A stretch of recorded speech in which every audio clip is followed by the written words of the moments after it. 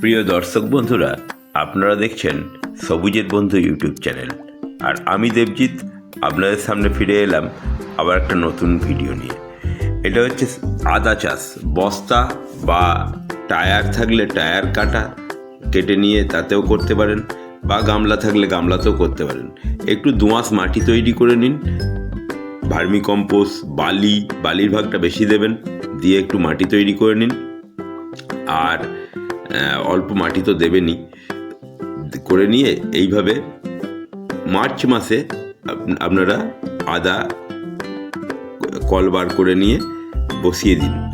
একটা বস্তাতে 2-3টে করে আদা দেবেন, দিয়ে বসিয়ে দেবেন।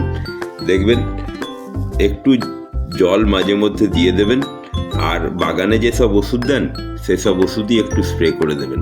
তাহলেই দেখবেন সুন্দর আদা, এরম সুন্দর আদা আপনারা তুলতে পারবেন। গাছ যখন মরে যাবে তখন আদা তুলবেন, তার আগে তোলার দরকার নেই। তুলবেন, খুব সুন্দরভাবে আদা তৈরি হয়ে যাবে। তো এই ভিডিওর মধ্যে এটুকুই ছিল। আর আপনারা যারা আমার ভিডিও দেখেন, যদি ভিডিওটা ভালো লাগে একটু লাইক করবেন অবশ্যই। দেখুন এইভাবে আদা চাষ করেছি, এই টায়ার কাটাটায় আদা চাষ করেছি, দেখুন দেখাচ্ছি কত সুন্দর হয়েছে। ধন্যবাদ, প্রত্যেকে ভালো থাকবেন, সুস্থ থাকবেন।